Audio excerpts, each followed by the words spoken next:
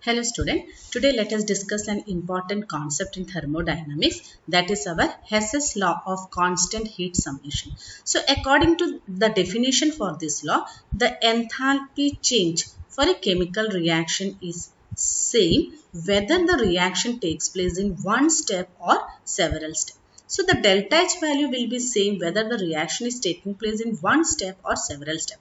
So let us consider a general reaction in which A is getting converted to D. Now in this case the enthalpy change for the reaction, let it be X kilocalorie is given. So this much heat is absorbed. Now this reaction, this general reaction can take place in several steps. What is the several step? First A will be converted into B. When A is getting converted into B, let the enthalpy be X1. Now similarly, B is again converting to C and the enthalpy change is represented as X2, and finally C is getting converted to a required product, that is D, and the enthalpy change will be what? X3. So you can see that the same reaction is taking place in several steps. So according to Hess's law, the total enthalpy change will be the sum of these changes and they will be same. That is, it will be the total enthalpy change will be delta H1 plus delta H2 plus delta H3, which is equal to X1 plus X2 plus X3, and which is equal to what? Our final enthalpy change, X kilocalorie. To understand it better, let us take an example. The carbon on combustion gives CO2. The enthalpy change for this reaction is minus 94 kilocalorie. Now this reaction can take place in two steps. Directly carbon undergoes combustion to give CO2, or what is that? Carbon first forms carbon monoxide.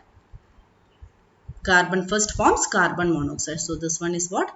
Half O2 gas. And the enthalpy change during the formation of carbon monoxide is minus 26.4 kilocalorie. Now the carbon monoxide again undergoes combustion to give what? To give our CO2. To give CO2. And the enthalpy change for this reaction is what? Minus 67.6 kilocalorie. Now according to Hess's law, we can see that the total enthalpy change will be the enthalpy change whether the reaction is taking place in one step or several steps. So what is the total enthalpy change? Delta H will be equal to delta H1 plus delta H2. You can see here on adding these two equations. Let it be our first equation and let it be our second equation. So I am adding these two equations. You can see that carbon plus O2 gives CO. CO will get cancelled out, gives CO2.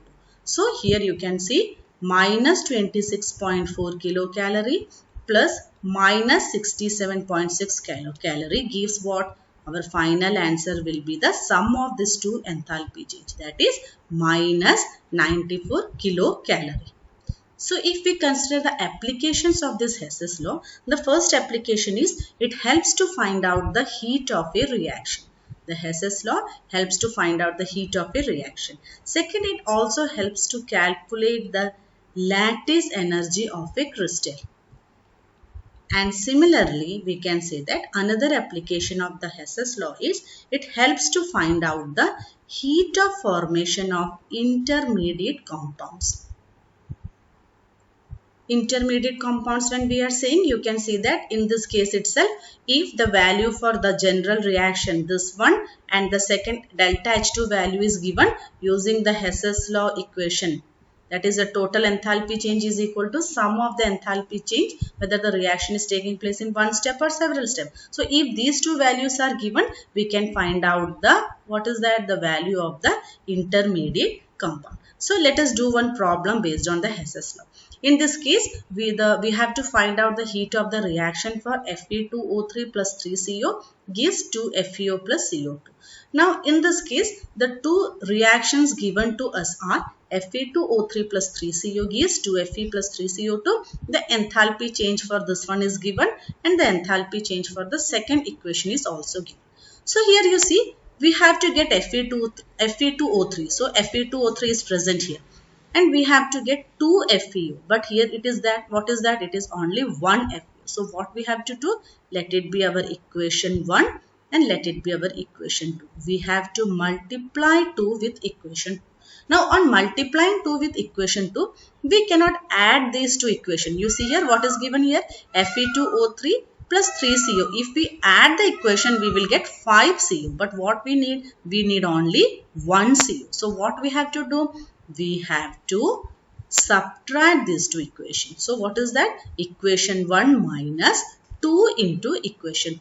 So let us see how we are getting. What is our equation 1? It is our Fe2O3 plus 3CO. First we have to write the reactant sign. Fe2O3 plus 3CO minus, what is that? 2FeO minus 2CO gives, now let us write the product side. What is that? 2Fe plus 3CO2 minus, here we are multiplying the second equation with 2. So it will be 2Fe minus 2CO.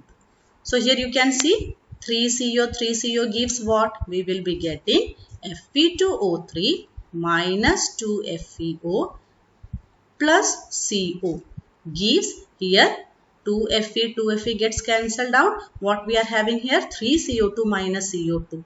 That is our CO2. But our required equation is not like this. So we can move this FeO to this side, and thus we will be getting what?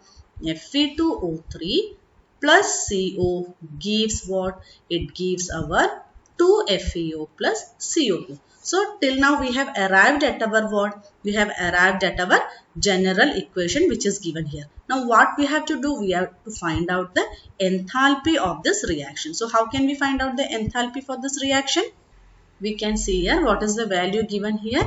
We have got delta H1 equal to minus 26 kilojoules and delta H2 equal to minus 16 kilojoules. So according to Hess's law, what is that? Delta H is equal to the delta H is equal to the total enthalpy change. So we can write it as, what is that? Delta H equal to delta H1 plus delta H2. But here you can see that what we have done, we have subtracted it. Here you can see we have subtracted it. So we have to do like this. So we will be getting, what is the value for delta H1 given here?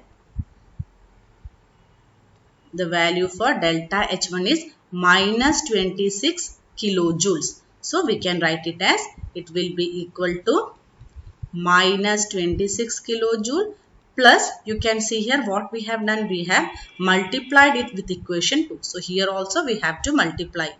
So we will be getting 2 into, what is that? Minus 16 kilojoules. You can see here.